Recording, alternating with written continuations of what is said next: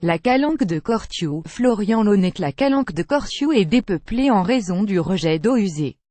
Des récifs artificiels pourraient aider à reconstituer la biodiversité. On connaissait les fausses plantes en plastique ou encore les faux fruits en verre à mettre dans la corbeille du salon Sissi. Le 27 novembre, 7 de faux récifs en béton qui seront immergés dans une calanque marseillaise, en l'occurrence la calanque de Cortiou. L'opération d'1 million d'euros, sa même nom de code, REXCOR.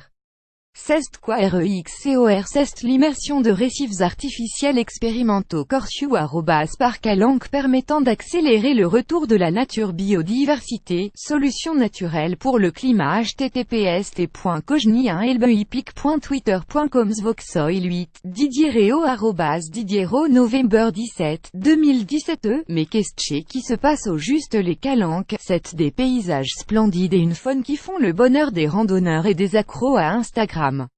Mais le joli spectacle en surface n'est pas le même à quelques lieues sous la mer. Dans la calanque de Cortiou, les fonds aujourd'hui déserts.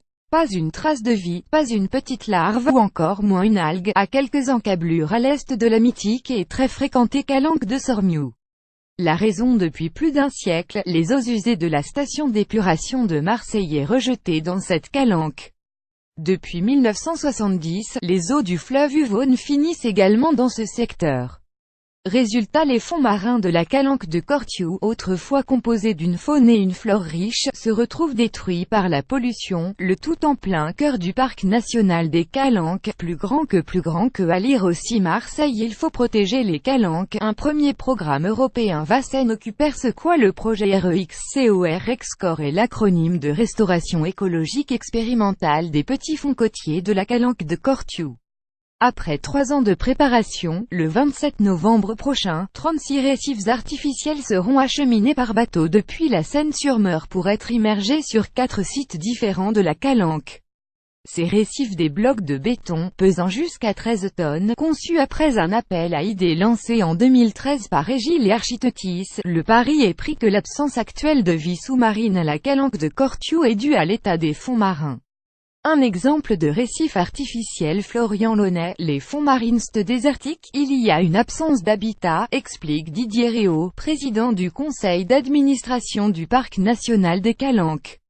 Il s'agit dès lors de proposer un abri afin de retrouver la capacité à faire revenir la nature plus rapidement. Autrement dit, créer de toutes pièces un habitat permettant à certaines espèces de trouver refuge pour s'alimenter, pondre et tout se reproduire.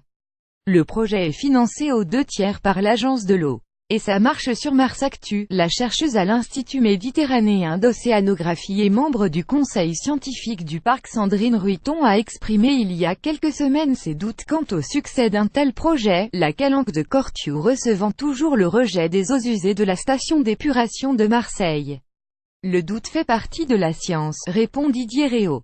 À un moment donné, quand on fait une expérimentation, on fait un pari, plus grand que à lire aussi vidéo. Médaille aux mondiaux d'apnée, quand on s'entraîne dans les calanques, on est habitué à tout. Selon Morgan Bourchil, porteur du projet, font valoir également une qualité d'eau qui se serait améliorée via un travail d'assainissement des eaux usées. La qualité de l'eau est normale selon les normes européennes, ce n'est plus des eaux usées, affirme Didier Réau. Un suivi scientifique est également prévu pour pouvoir reproduire l'expérience en cas de succès. Rendez-vous est donc pris. Dans quelques années.